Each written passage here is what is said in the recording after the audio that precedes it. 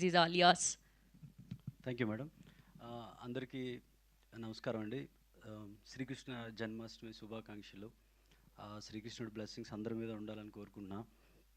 ఆ, ఇది కన్యాకుమారి నాకు దర్శకుడిగా రెండో చిత్రం. ప్రొడ్యూసర్గా రాడికల్ పిక్చర్స్లో ఇది నా మొదటి చిత్రం. నా మొదటి సినిమా ప్రొడ్యూస్ చేసిన పుష్పక విమానం, నా గాడ్ ఫాదర్ గోవర్ధన్ దేవరకొండ గారికి ఈ సందర్భంగా నేను కృతజ్ఞతలు చెప్పుకుంటున్నా. అలానే మా విజయ్ దేవరకొండకి వాళ్ళ సపోర్ట్ వల్ల నేను ఇక్కడ ఉన్నా. దాని తర్వాత కన్యాకుమారి విషయానికి వచ్చేసరికి కన్యాకుమారి ఫిల్మ్ రిలేటెడ్గా ఒక మాట చెప్దాం అనుకుంటున్నా. ఈ ఫిల్మ్ ఎలాంటిది అంటే మనకి పంట పొలాల్లో గట్ల మీద పుట్టే ఒక చిన్న గడ్డి పువ్వులు ఉంటాయి కదా, వైల్డ్ ఫ్లవర్ అంటాం. ఆ కైండ్ ఆఫ్ ఫిల్మ్ ఇది. ఎందుకు అంటున్నాను అన్నది మీకు చెప్తా. ఇది బేస్ ఎక్కడ అంటే కన్యాకుమారికి కరోనా టైంలో లాక్డౌన్లో శ్రీకాకుళంలో ఒక ఊర్లో ఉండిపోయాను నేను. ఆ ఊర్లో చుట్టుపక్కల ఊర్లో మార్నింగ్ వాక్ చేస్తూ ఉన్నప్పుడు ఒక అమ్మాయి రోడ్డు మీద బ్యాగ్ వేసుకుని ఉదయానికే శ్రీకాకుళం నడుచుకుంటూ వెళ్ళేది. రోజు చూసేవాడిని ఆ అమ్మాయిని. ఒకసారి ఆ అమ్మాయిని దాటి అలా ముందుకెళ్తుండగా ఒక చెట్టు కింద, మర్రి చెట్టు కింద పొలం నుంచి పనులు చేసుకుంటూ వచ్చి కుర్రోళ్ళు కూర్చొని జోక్స్ వేసుకుంటున్నారు. నాకు ఆ విజువల్ చాలా బాగా అనిపించింది. కుర్రోళ్ళేమో పొలం పనులు చేసుకొని చెట్టు కింద మాట్లాడుకుంటున్నారు, అమ్మాయి రోడ్డు మీద నడుచుకుంటా సిటీకి జాబ్కి వెళ్తుంది.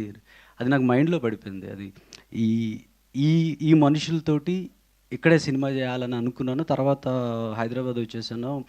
ఈ పుష్పక విమానం పనుల్లో పడిపోయాను, కానీ మనసు ఆ కథ మీదకి వెళ్తూ ఉంది. కాకపోతే ఆ కైండ్ ఆఫ్ ఫిల్మ్ చేయాలంటే కొత్త యాక్టర్స్ కావాలి, కథలో ఒదిగిపోయే నటులు ఉండాలి. కొత్తలతో సినిమా చేస్తే పరిస్థితి ఏంటనేది అందరికీ తెలుసు, మన మీడియాకి తెలుసు, ఫిల్మ్ రిలేటెడ్ అందరికీ తెలుసు. నువ్వు ఫెయిల్ అయిపోతావు, రిలీజ్ అవ్వదు, money, all these are challenges. ఎందుకో మరి నాకు మనసుకి ఇదే చేయాలనిపించింది. ఏమైతే అయింది, ఇది చేయాలనుకున్నా. కాకపోతే ఇందులో ఒక నాకు ఛాలెంజ్ ఏంటంటే, ఇందులో హీరో పాత్ర మీరు టీజర్ చూసుంటారు, అందులో రైతు. కథకు అనుసారంగా నేను డిఫరెంట్ ల్యాండ్స్కేప్స్ షూట్ చేద్దాం అనుకున్నా. ఇప్పుడు మనం చూస్తే వర్షాకాలంలో భూమి అంతా గ్రీన్గా పచ్చగా ఉంటుంది, ఎండాకాలంలో బ్రౌన్గా ఉంటుంది, జాన్వరి ఆ టైంలో ఆ ఏరియాలో కొద్దిగా ఇష్యూగా ఉంటుంది. అవి క్యాచ్ చేద్దాం అనుకున్నా. అది అది చూపించాలన్నా ఒక 1.5 ఇయర్ టైం పడుతుంది. ఇది అర్థం చేసుకునే ప్రొడ్యూసర్స్ ఎవరు ఉంటారో, మనం వేరే వాళ్ళకి ఇబ్బంది పెట్టకూడదు, ఇది నేనే చేయాలని డిసైడ్ అయ్యాను. బట్ నేనే చేయాలి అని అంటే మెయిన్గా మనీ ఉండాలి. సో ఇంటెన్షన్ ఉంది కానీ మనీ లేదు. కొద్దిగా నా దగ్గర ఉన్న డబ్బులు,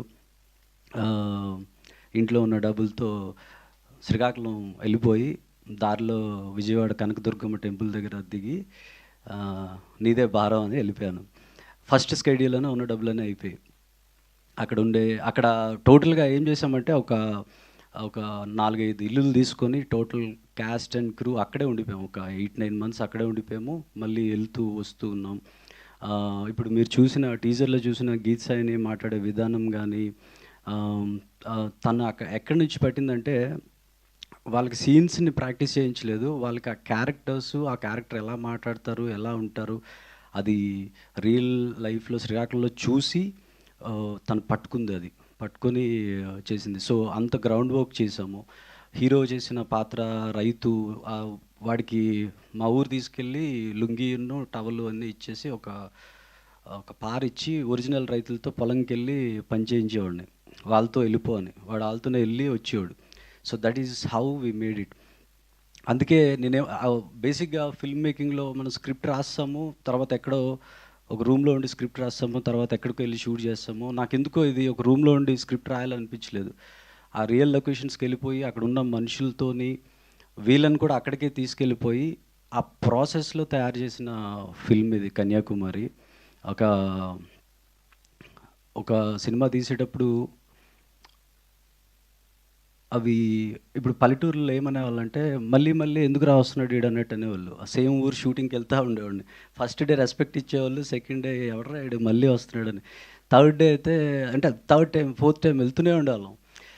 అది ఆ ఫిల్మ్ మేకింగ్ ప్రాసెస్ని కానీ ఆ కష్టాలను కానీ అర్థం చేసుకునే వాళ్ళు చాలా తక్కువ ఉంటారు. ఒకటే ఇంటెన్షన్ పెట్టుకున్నాను, రేపు లేదు ఇంకొక సినిమా కూడా చేయను, ఇది కొత్త యాక్టర్స్తో చేస్తా, అది రిలీజ్ అవుతుందో లేదో తెలియదు, బట్ ఈ ఒక్క సినిమా అయితే చేస్తా, అది 10 మందికి చూపించినా చాలు, వాళ్ళకి నచ్చినా చాలు అని. సినిమా చేయకముందు గోల్డ్ చైన్ ఉంగరాలు అన్నీ ఉండేవి, ఇప్పుడు ఏం లేవు. మా నాన్నగారు బ్యాంక్లో పనిచేసేవాళ్ళు, అతను రిటైర్ అయిపోయారు. ఇప్పుడు లోన్స్ ఆల్మోస్ట్ బ్యాంక్ లోన్స్ మీద చేసినవి ఇవి. సో ఒకే ఒక వైట్ హెయిర్ ఒక చిన్నది ఉండేది స్ట్రాండ్ ఇప్పుడు. So that is how we made it. ఇక్కడ గీత్ సైని లేకపోతే యాక్చువల్లీ ఈ film impossible to do it అనమాట. అమ్మాయికి క్యారవాన్ లేదు, అక్కడ ఏ ఊరు వెళ్తే ఆ ఊరిలో ఎవరితోనో మాట్లాడి పరిచయం చేసుకొని వాళ్ళ ఇంట్లోనే ఉండిపోయేది, వాళ్ళ ఇంట్లోనే మేకప్ కానీ ఇవన్నీ. అసలు మళ్ళీ యాక్టింగ్ చేసేది, ప్రొడక్షన్ ఏమైనా హెల్ప్ కావాలంటే చేస్తుంది, నేను డైరెక్టరు ప్రొడ్యూసరు అన్నీ. ఒక 5గురు టీం మేము. నాకు 2 ఏడీస్, వంశీ, శేఖర్, గోపి, మదన్. ఏడీస్ వాళ్ళే, ప్రొడక్షన్ టీం వాళ్ళే, ప్రొడ్యూసర్స్ వాళ్ళే, ఎగ్జిక్యూటివ్ వాళ్ళే, ఎవ్రీబడి ఆ 5గురమే సినిమా చేసాము గీత్ సైనితో. సో ఇలాంటి ఫిల్మ్, అందుకే వైల్డ్ ఫ్లవర్ అన్న శ్రీకాకుళంలో ఎక్కడో చేసాం ఈ ఫిల్మ్ని. అలాంటి ఆ వైల్డ్ ఫ్లవర్, ఆ న్యాచురల్ ఫిల్మ్ని జనాల ముందుకి తేవాలి అని అంటే, అసలు నేను షూట్ చేస్తున్నప్పుడు కూడా చెప్పా కదా, నేను ఇది రిలీజ్ చేయలేను, అసలు దీన్ని ముందుకు తీసుకెళ్తానా లేదా అనేది నాకు తెలియదు. ఇక్కడికి వచ్చి ఫిల్మ్ అయిపోయిన తర్వాత, ఫిల్మ్ కంప్లీట్ అయిన తర్వాత ఒక 100-150 మెంబర్స్ చూపించాను నేను నార్మల్ ఆడియన్స్కి. వాళ్ళ రియాక్షన్స్ చూసిన తర్వాత ఒక కొంత సాటిస్ఫాక్షన్, హ్యాపీ అనిపించింది, అమ్మ వి అచీవ్డ్ సంథింగ్ అని. నవ్వు ఇప్పుడు ఇది ఎలా ముందుకు తీసుకెళ్ళాలి ఏంటి అని అంటే, మధుశాలిని మేడం గారు సినిమా చూశారు. ఆవిడకి ఎంత నచ్చింది అంటే, ఆవిడ బేసిక్గా ఇలాంటి ఫిల్మ్స్ టికెట్ కొని థియేటర్కి వెళ్ళడానికే కొద్దిగా భయపడే టైంలో డబ్బులు పెట్టి సినిమాని ముందుకు తీసుకెళ్ళడానికి వచ్చారు ఆవిడ. So thank you madam.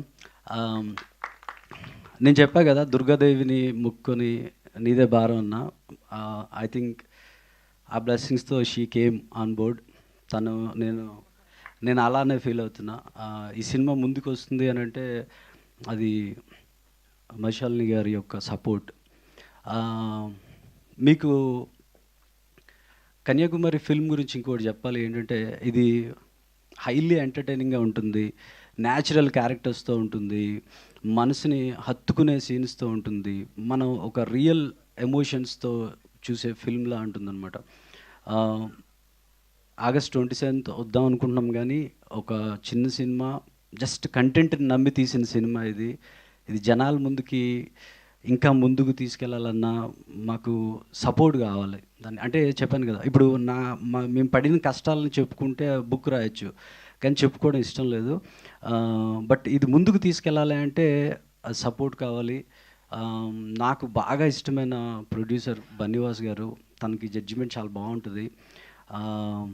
తనకి అప్రోచ్ అయ్యాము, we want to show the film to him. తనకి నచ్చితే మాకు కావాల్సిన సపోర్ట్ వస్తుందని మేము అనుకుంటున్నాము. అలానే ఆగస్ట్ 27th ఇది ఆడియన్స్, మీరు బేసిక్గా ఒక ఎక్స్పీరియన్స్ కావాలి అనుకుంటే, ఒక పల్లెటూర్లు, పంట పొలాలు, మనసుకు హత్తుకునే క్యారెక్టర్స్, వాటిలో ఒక అనుభూతి పొందాలనుకుంటే కన్యాకుమారి ఫిల్మ్కి రావాలని కోరుకుంటున్నాను. అలానే ప్రవీణ్ కంద్రేగుల సినిమా బండి తీశాడు, శుభం తీశాడు, ఎక్స్ట్రాడినరీ ఫిల్మ్ మేకర్. సినిమా బండి నాకు తెలిసి ఆల్మోస్ట్ అలానే చేశాడు. సినిమా బండి తను పడిన కష్టాలు కానీ, ఆ సినిమాకి వచ్చిన ఇది కానీ, he's right guy. I don't know, మనం పెళ్ళేది రైట్ టైంలో వచ్చాడు స్టేజ్ మీదకి. సో అతను యాక్చువల్గా రైట్ గై, అలా తీసి సక్సెస్ కొట్టిన డైరెక్టర్ తను. Thank you Praveen for coming here. తనది కూడా పరదా రిలీజ్ అవుతుంది, చాలా కష్టపడి తీశాడు, అది కూడా అందరూ చూడాలని కోరుకుంటున్నాను. సో వన్ మోర్, అందరికీ థ్యాంక్ యూ అండి, కృతజ్ఞతలు. ఎస్పెషల్లీ మధుశాలిని మేడంకి చాలా థ్యాంక్ యూ, ఆవిడ ఈ సినిమాని ముందుకు తీసుకొస్తున్నారు. థ్యాంక్ యూ అండి. థ్యాంక్ యూ సృజన్ గారు, థ్యాంక్ యూ సో మచ్. మీరు పడిన కష్టం వృధా అవ్వకూడదని, మీరు సక్సెస్